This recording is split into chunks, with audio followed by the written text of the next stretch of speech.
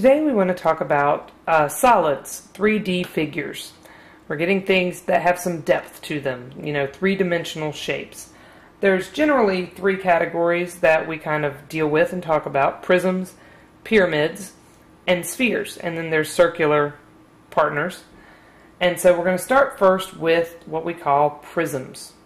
Prisms are when we take two polygons that are identical, same shape, same size, and we connect their vertices with nice straight lines. So we end up with two identical shapes and then rectangles all around the sides of our prism. Triangular prisms we think about a lot. If you're in science class and you've ever tried to make rainbows, we use a lot of triangular prisms for that. But prisms can be any solid that you're familiar with. Shoe boxes. Half the boxes that anything are shipped in. Those are prisms. They're solids, three-dimensional solids.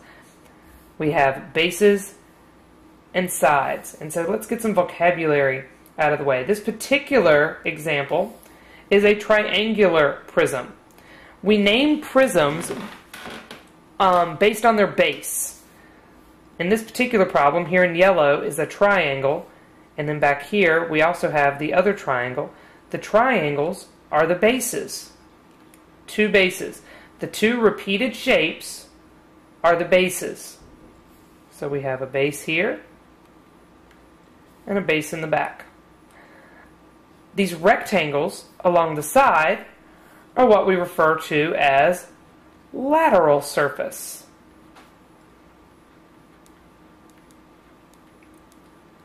It's all that space, all those sides in between the two bases. That is considered to be the lateral surface.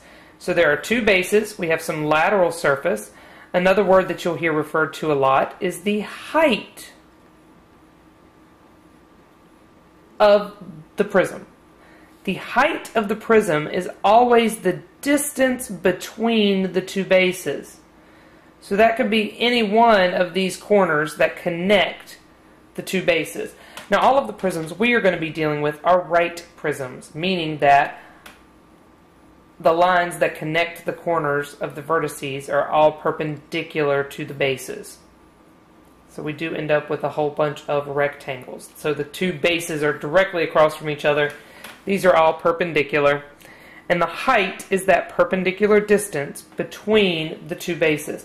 So if it's laying on its side like this, the height isn't actually going up and down. It could actually be going back and forth, kind of horizontal, because the height is always the distance between the two bases. So we have a base, lateral surfaces in between, and our height. And we said again, this was a triangular prism because the bases were triangles. Just some more examples of some different prisms. If we have bases that are pentagons, then we have a pentagonal prism. If we have bases that are hexagons, then we have a hexagonal prism. And then here, the most common, a box, a rectangular prism, is if the bases are rectangles. The interesting and somewhat confusing thing about rectangular prisms is that you could possibly choose different bases for the same box. Here in red, if I decide that that's going to be a base, the other base is going to be this side, and that means that my height would then be the distance in between. However, if I decided that I wanted to use this front side as the base and this back side as its matching base, then my height would be the distance between those two sides. So the height would be here, in between this front base and this back base. We could also say that we want our bases to actually be the top and the bottom of the box. So let's say that the top of the box is a base, and the bottom of the box is a base. Those are the two bases. then the height for using those two as the bases would be this side over here, the distance between those two bases. So you have to be very careful with rectangular prisms. You must identify which two rectangles you actually want to be the bases, and then the height must be the distance between those two faces. So be very careful. Other shapes, it's always so much easier to figure out which two sides you want to use as the base, because there's some shape other than a rectangle. We know that the lateral surfaces are all the rectangles in the picture, and whatever shapes aren't rectangles, those are our bases. But rectangular prisms, you can actually choose any of the three pairs of rectangles to be your bases, and then you choose the height as the distance between them. So just be very careful with rectangular prisms. Now, cylinders are not technically prisms. Prisms have to have polygons as their bases, and circles are not polygons. However, they are in the same family. They use the same formulas. They follow a lot of the same rules. So I like to put them together with prisms. It's just instead of having polygons for their bases, they actually have circles for their bases. So you have a circle on the top and a circle on the bottom. And then the height is still that distance between the two circles. You can do that in the middle. You can do that out here on the side. And then the lateral area is still the space in between the two bases, the two circles. I like to always think about that as the label on a can. If you have a can of food, which is a perfect example of a cylinder, then the lateral surface is that label that goes around the can in the middle. So you still have bases, you still have a height, and you still have the lateral surface in between. And that makes up a cylinder. The next family that we want to deal with, not prisms, but pyramids. Now obviously the difference between a prism and a pyramid is a prism has two bases, and they're connected. A pyramid only has one base. We have one base down here at the bottom. And then all of the lateral surfaces come up to one point, a vertex. And so all of our lateral surfaces are not rectangles, but triangles. So lateral surfaces on prisms were all rectangles, but lateral surfaces on a pyramid are all triangles. And so the number of triangles that you have on the side is determined by what polygon your base is. In these two pictures, these are both rectangular pyramids. We can have different shapes down at the bottom of a pyramid. You could have a pentagonal pyramid and have a pentagon down here, and then it would have 5 triangles that all went up to a point. You can have a triangular pyramid where you have a triangle at the bottom, and then you have 3 triangles that go up to a point at the top.